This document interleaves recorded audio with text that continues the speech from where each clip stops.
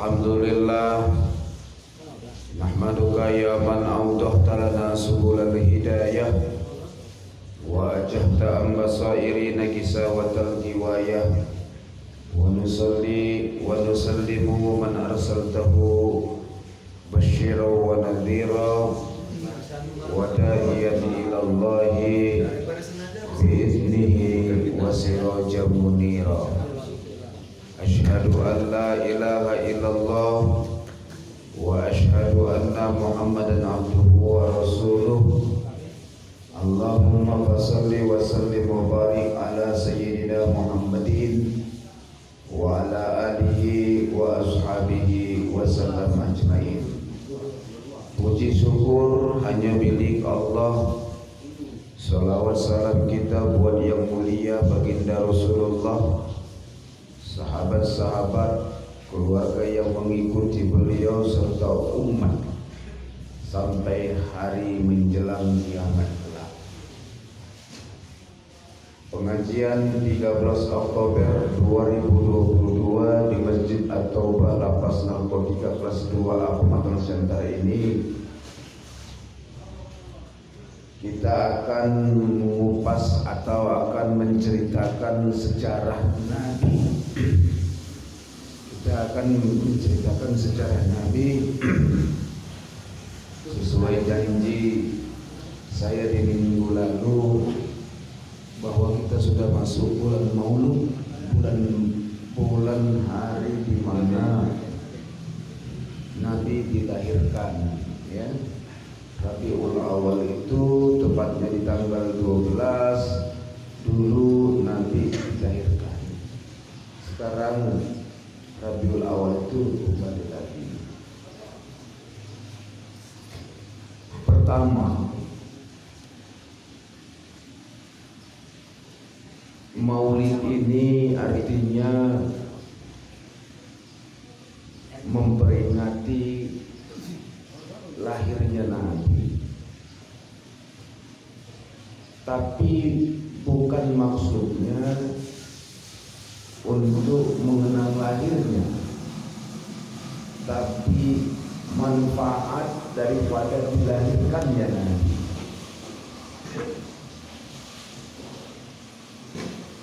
Allah berfirman di dalam surah Yunus, ingat surahnya, surah Yunus ayatnya ke-58.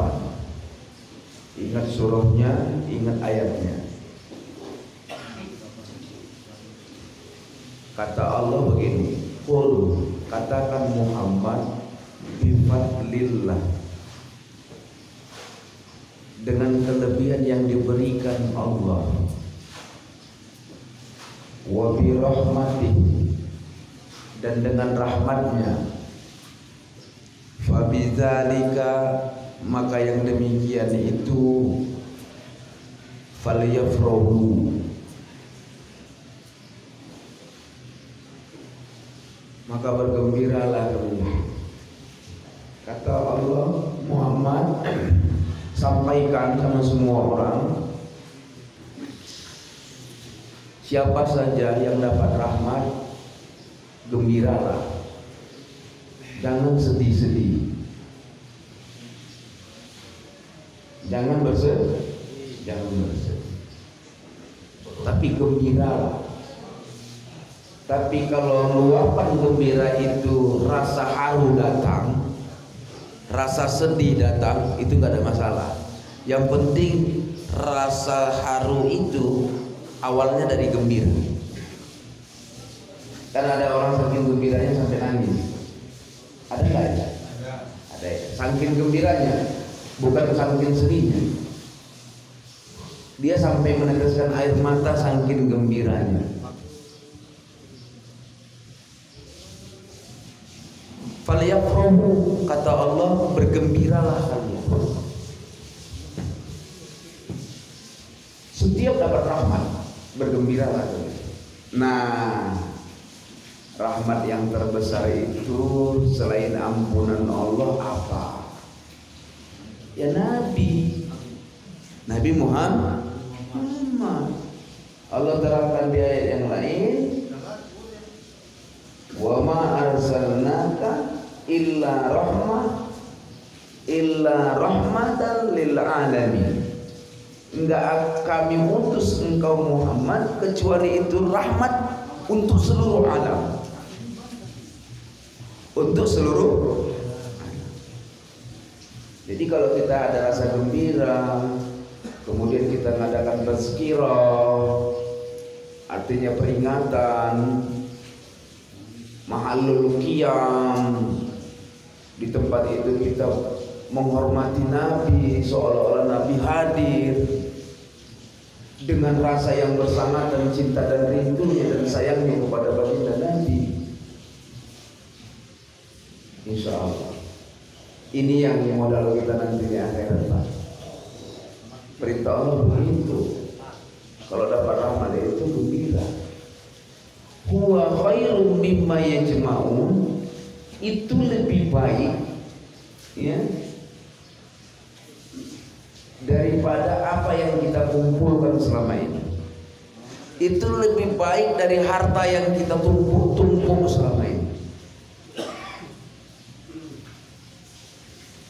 Makanya kalau bisa ada peringatan Maulid, nyumbang pun nama, nyumbang.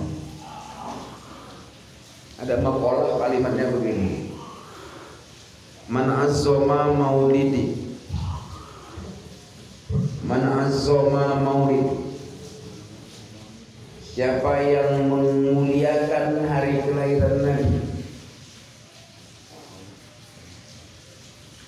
kuntu syafi'an lahu yaumal qiyamah,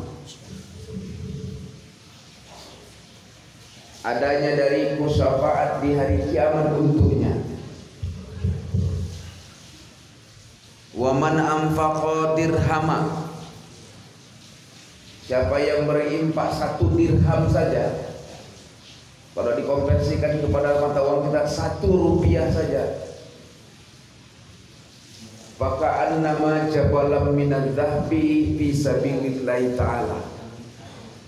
Infaknya itu bisa diseumpamakan, bisa beribarat berimpak 1 gunung emas fi sabilillahi ta'ala, di jalan Allah Subhanahu wa ta'ala. Jadi kalau ada maulid, ada diadakan maulid, perlu biaya atau perlu apapun, bantu. Perlu tenaga, bantu. Bukan diceritain, bukan malah dipitnah, bantu.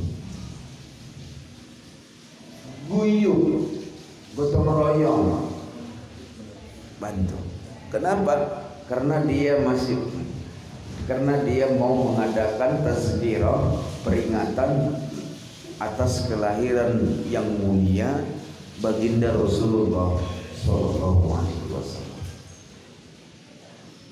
Ini poin pertama.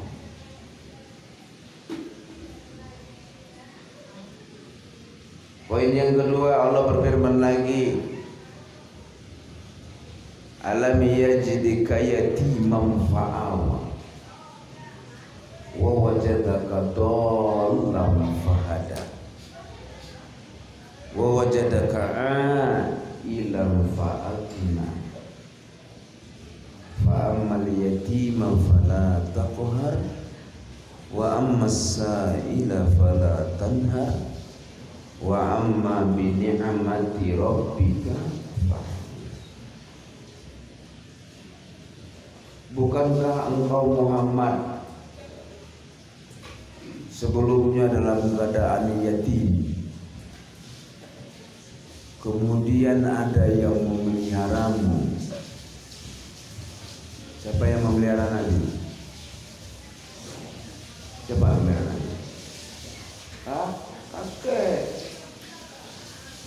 Kakek Nabi yang memelihara. Siapa nama kakek Nabi? Abdul Muttalib. Tahu sendirilah kayak mana kakek mengurus cucu. Pasti berlebihan sangat sayangnya. Bener nggak? Belum pernah punya cucu. Melihat cucu diasuh kakek pernah nggak? Pernah.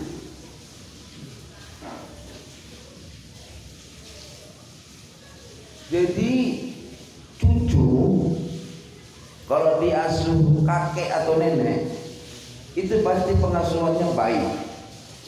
Secara umum baik. Kadang-kadang baiknya pun juga berlebihan. Makanya kalau ada seorang anak diasuh oleh kakek atau neneknya, itu anak pasti manja. Payah dibilangin itu. Bandel itu. Kenapa? Karena memang memanjakan cucu ini luar biasa. Kita punya anak nih, kita marah, kita pukul di depan orang tua kita, yang protes siapa?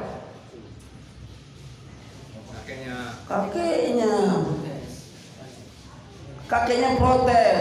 Kau nggak pernah dulu kupukuli kayak gitu katanya. Lupa dia kalau dia dulu dihajar. Lupa dia kan? Ya. Protes dia, seolah-olah dia itu anak, seolah-olah cucunya itu dia lebih berhak punya kasih sayang. Ini umumnya seorang kakek, itu lumrahnya seorang kakek. Tapi kalau ada kakek nggak begitu, itu nggak kakek beneran itu. Itu sudah agak beda, itu diciptakan Allah. Jadi itu lumrahnya seorang kakek. Jadi Nabi itu Pak dipelihara seorang kakek.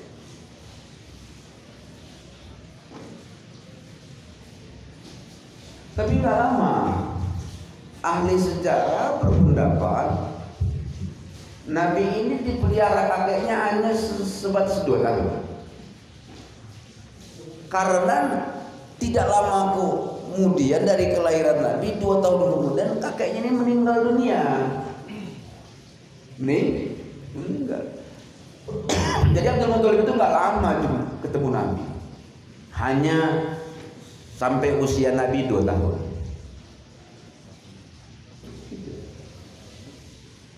Tapi dia punya kenangan. Dia meninggal kenangan yang baik kepada Nabi. Ini jarang disampaikan guru-guru kita ya. Apa kenangan yang terbaik itu? Muhammad itu nama idenya dari Abdul Muthalib.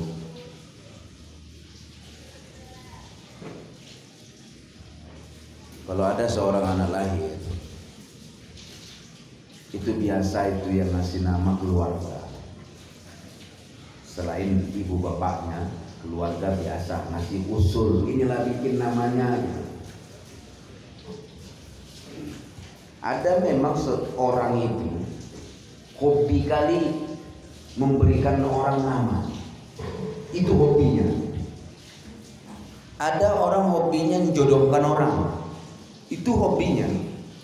Yang heran itu kadang-kadang hobi. Ya, sukanya begitu. Dia suka kali jodoh-jodohin orang. Suka kali bikin nama orang. Kalau bisa usulan dia itu udah diterima gitu. Jadi yang membuat nama Nabi itu Muhammad itu Abdul Muthalib.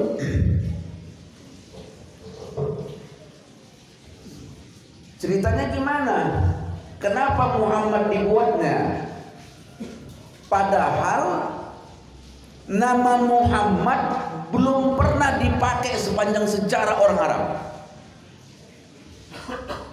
Belum pernah.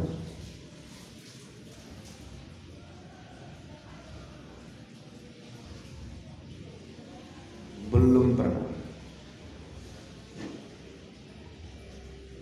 Jadi nggak ada nama Muhammad sebelum Muhammad. Rasulullah SAW. Dan kalau kita tarik kepada bahasa memang agak unik.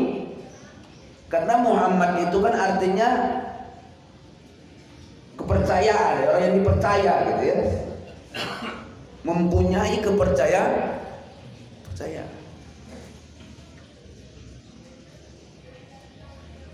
Saya tanya dulu kita. Kita kan orang Indonesia. Ada nama orang dengar kalian si percaya. Siapa namamu? Percaya. Maksudku namamu siapa? Percaya. Iya, aku nanya namamu siapa? Percaya. Oh, percaya namamu? Iya. Belum ada. Aku belum jumpa nama orang percaya. Dan andai kata ada orang buat namanya anak atau nama anaknya percaya, agak sedikit unik. Aku menabalkan itu. Samaituka masamainaka wasamakallahu percaya bin. Kalau buat agak sedikit unik itu. Padahal artinya kan bagus kan? Percaya itu artinya bagus. Atau amanah gitu. Atau terpuji gitu.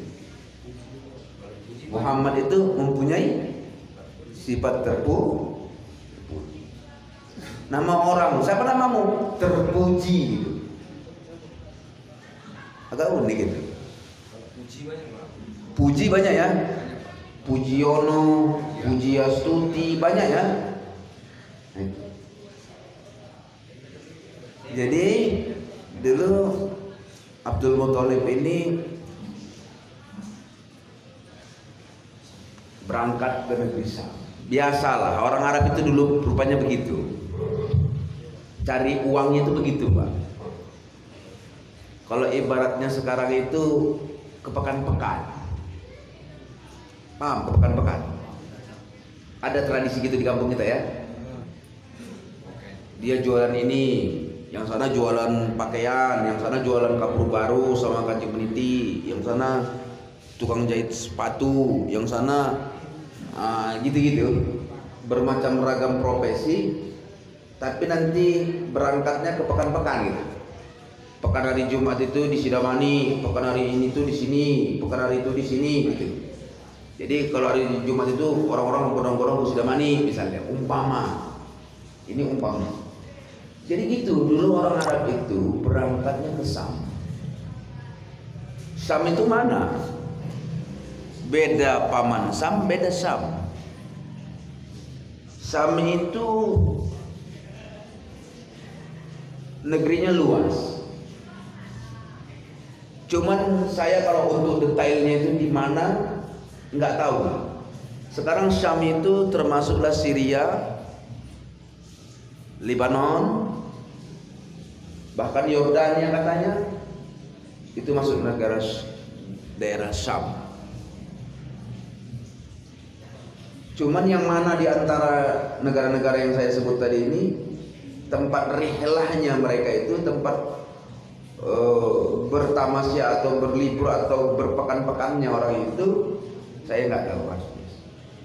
Tapi itu kebiasaan orang Arab terdahulu untuk melakukan perjalanan niaga ke Syam. Kenapa ke Syam? Mungkin Syam itulah dulu ibu kota gitu.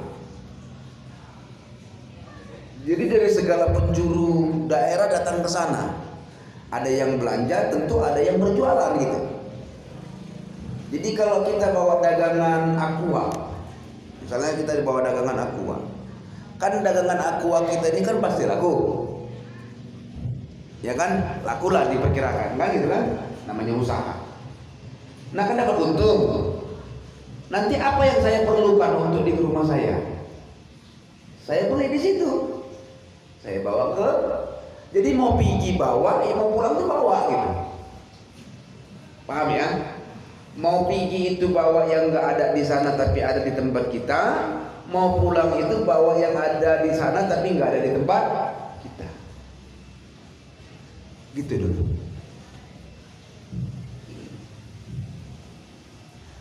Terus Abdul Muthalib ini ketemu dengan pemuka agama.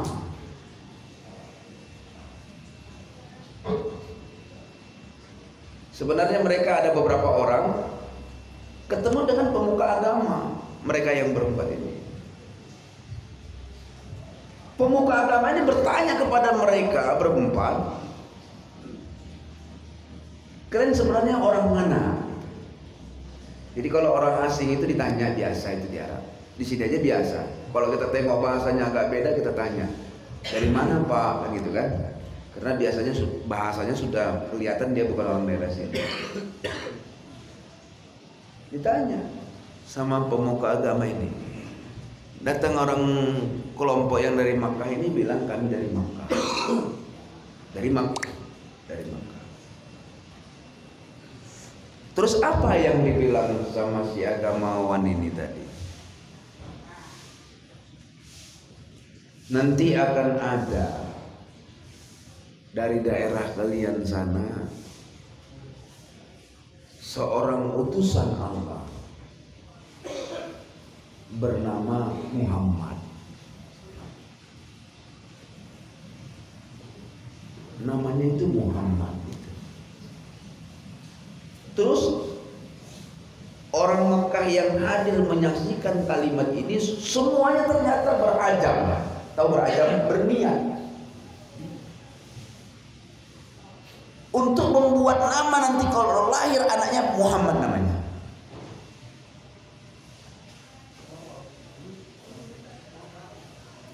Berajam mereka, kalau lahir nanti anak mereka